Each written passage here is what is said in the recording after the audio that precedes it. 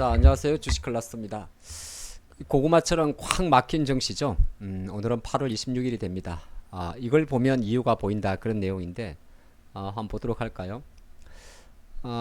이제 처음 볼 내용은 뭐냐 하면은 거래대금추입니다. 우리가 주식을 할 때 보면 이런 말이 있죠. 주가 이렇게 상승한다든지 또는 양봉이 나온다든지 할 때 가장 기본적으로 수반되는 게 거래량이 증가하는 거죠. 근데 최근에 보면 그게 거래량이 많이 증가하지는 않습니다. 실제적으로 국내 증시를 본다고 하더라도 약간은 답답하게 코스닥 증시인데 지수도 물론 조금 정체되어 있습니다만 거래량도 뭐 이렇다 할게 10억조가 되질 않고 있고, 물론 뭐 이게 하나의 바로미터는 아니지만은 코스피 같은 경우도 약간은 뭐 약간 5억 3억조 정도로 거래량이 좀 제한적입니다. 근데 거래량보다 중요한 게 거래 대금인데, 이 거래 대금을 한번 보도록 할까요? 제가 내림차순으로 좀 정리를 해봤는데 실제적으로 주가는 이렇게 뭐 7월 말 한 2700에서 내림차순입니다.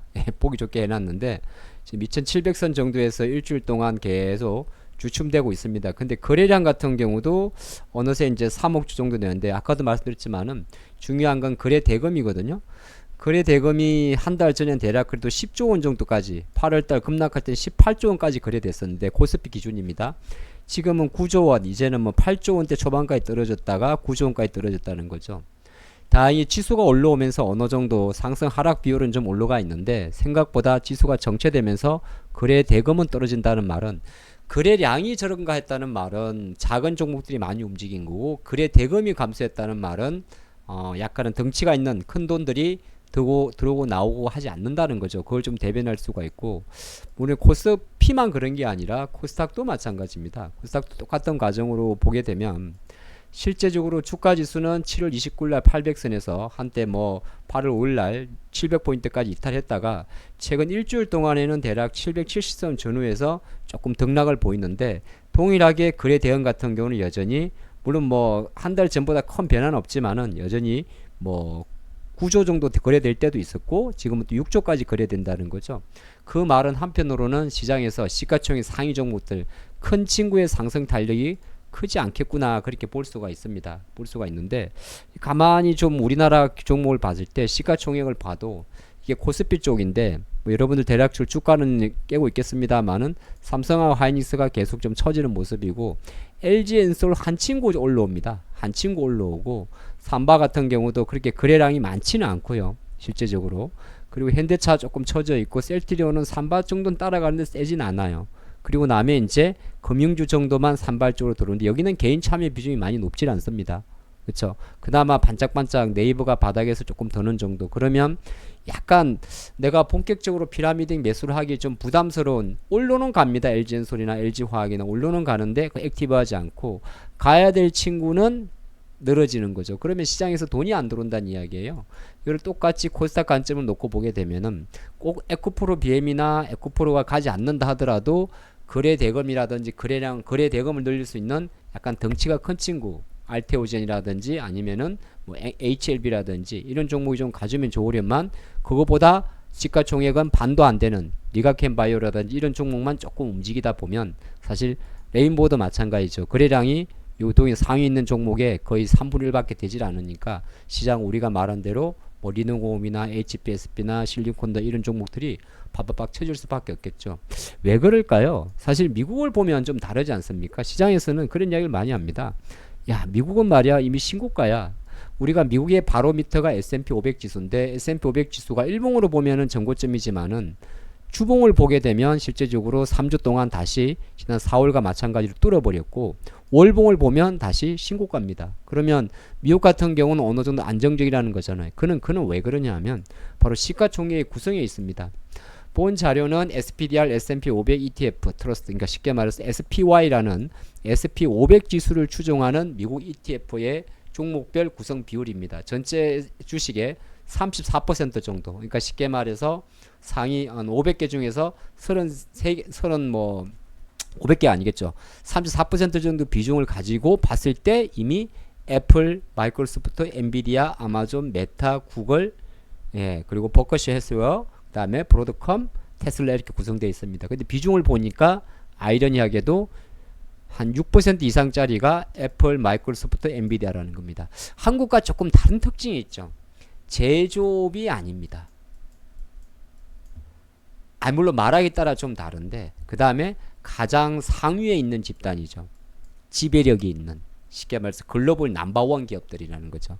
그리고 제조업이 아니다 보니까 어느 정도 약간은 또 이쪽 같은 경우는 해외 비중도 되게 높은 기업들이라서 어떻게 보면 약 달러의 수혜도 될 수 있습니다. 물론 이 공식으로 이렇게 가지는 않습니다만은 이쪽 같은 경우는 시가총액 구성 자체가 우리가 말하는 같은 A 반도체를 하더라도 AI라는 이름을 떠나가지고 다른 범용적인 비즈니스를 가지고 끌고 갈 수가 있는 거고, 한편으로 놓고 보면 미국 같은 경우는 단순하게 금리 내린다고 뭐 스마트 많이 팔리는 건 아니겠지만은, 금리 내린다고 마이크로소프트의 코파일럿이 많이 팔리는 건 아니겠지만은 엔비디아도 마찬가지죠. 근데 미국은 시가총액 비중 자체가 이렇게 돼 있고, 또 아마존이라든지 메타라든지 같은 경우, 특히나 메타 같은 기업은 AI 수요가 가장 많지만은 한편으로는 메타, 페이스북의 주요 매출이 광고 쪽이란 말이에요.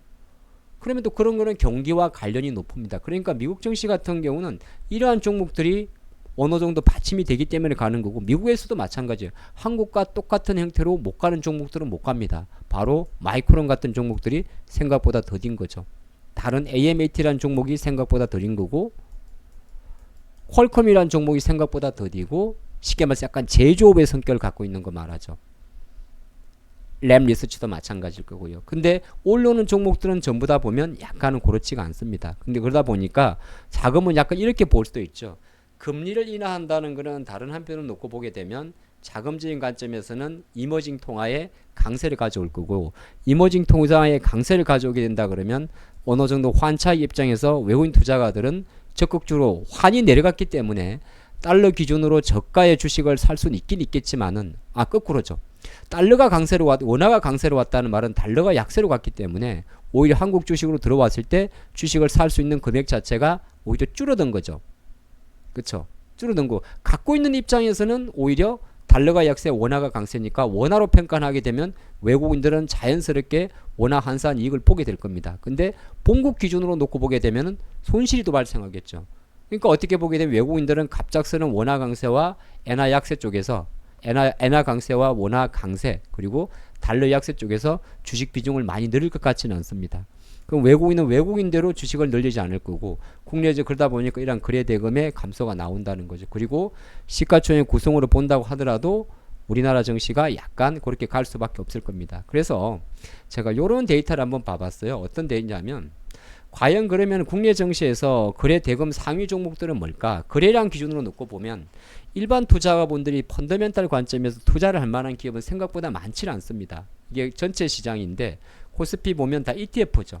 그리고 인성정보 같은 경우는 거래량 기준으로는 대부분이 뭐 우리가 말할 때 뭐 원격 진료 관련주, DXVX 같은 경우는 바이오 관련주, 그다음 한빛레이저라든지 뭐 기타 종목들 같은 경우는 이엔센은 신규주고, 기타 종목 같은 경우는 또 아직도 사실 전기차 화재 관련해서 정작 LG엔소울 같은 거는 천천히 움직이는데, 뭐 충전 관련주라든지 화이트 솔루션이라든지 이런 관련주는 변동성이 큰데, 이 종목들은 대부분 데이 트레이딩 자금이죠. 그러니까 거래 대금을 넣을 수가 없는 거죠.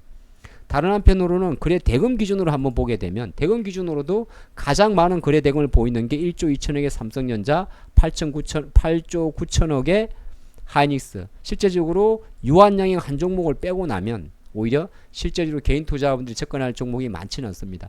거래 대금은 가장 많지만 주가는 빠지고 있고, 그 다음에 유한양행 정도를 빼고 나면 개인 투자자 입장에서 실제적으로 핸들링 할 수 있는 만한 회사가 자레야 가스공사, ST팜 뭐 이런 종목일 거예요. K엔술 같은 경우가 거래 대금은 많았지만은 일시적으로 팍 터지는 거니까, 그런 관점에서는 아마 당분간 국내 증시가 이 답답한 고구마 같은 장세를 조금 이어갈 수가 있습니다.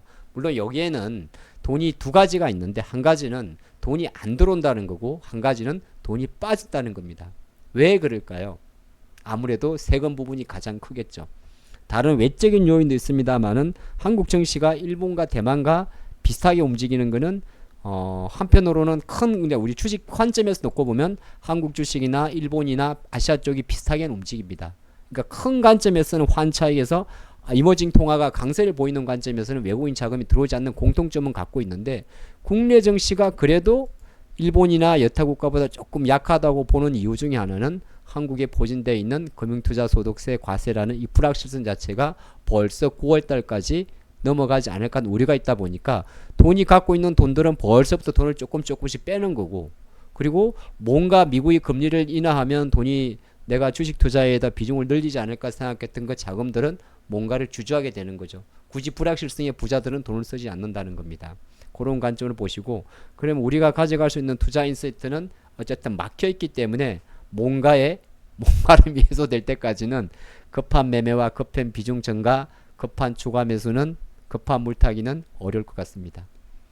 조금 이 흐름 자체가 생각보다 오래가지 않았으면 하는 것이 저의 생각이고 여러분의 생각일 것 같습니다. 댓글은 지금 절차상 막혀있지만은 항상 좋아요와 많은 응원은 부탁드리겠습니다. 감사합니다.